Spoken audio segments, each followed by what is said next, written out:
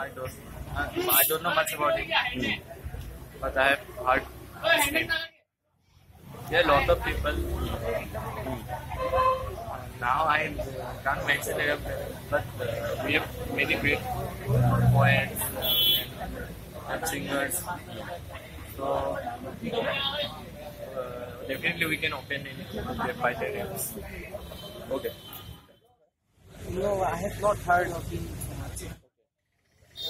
As the point of view of literature, Lakshmanath Besbarua and Lakshmanath Besbarua, after him the college should be named because he gave his most efforts to literature, and I have heard his name so much from various persons, and Bhupen Hazarika has also contributed very much of his.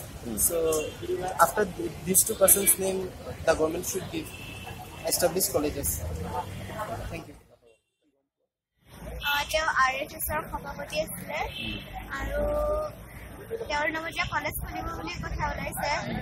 অসমত যিহেতু college খুলিব, গতিকে অসমৰ বহুত গণ্যমান্য ব্যক্তি আছে, তেওঁলোকৰ নামতো খুলিব পাৰিলেহেঁতেন।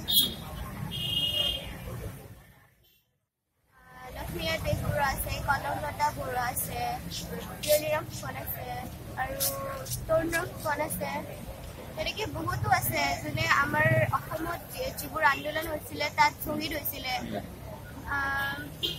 খুলিব পাৰিলেহেঁতেন। তেখেতৰ নামটো শুনিছো, কিন্তু তেখেতৰ কেনেকুৱা মানে সেনেকে দেখাও নাই বা তেখেতৰ স্পেচিয়েলি কোনো এনেকে শুনাও নাই মই এনেকে। আমাৰ অসম যিটো সাহিত্য সভা, তেখেতসকলে কৈ আছে বোলে চবতে আমি অসমীয়া ফলক লগাব লাগে। তেখেতে ঠিকে আছে, আমি অসমীয়া তেখেতে ঠিকে কৈছে যে অসমীয়া ফলক লগাব লাগে। ঠিক তেনেকে আমাৰ অসমৰ মানুহবিলাকে যদি এনেকে যদি ইনষ্টিটিউটবিলাকত যদি আমাৰ অসমীয়া মানুহ যিবিলাক আমাৰ অৱদান আছে, ডাঙৰ ডাঙৰ মানুহ যিখিনি আমাৰ ধৰি লওক আগতে কৰি থৈ গৈছে, যিখিনি আমাৰ অসমীয়া জাতিটোক আগলৈ লৈ গৈছিলে, সেই মানুহখিনিক যাতে নামেদি যাতে তেখেতসকলক প্ৰচাৰটো কৰিলে মোৰ মতে বেছি ভাল হয় বুলি মই ভাবোঁ। তাৰমানে এইটো আৰু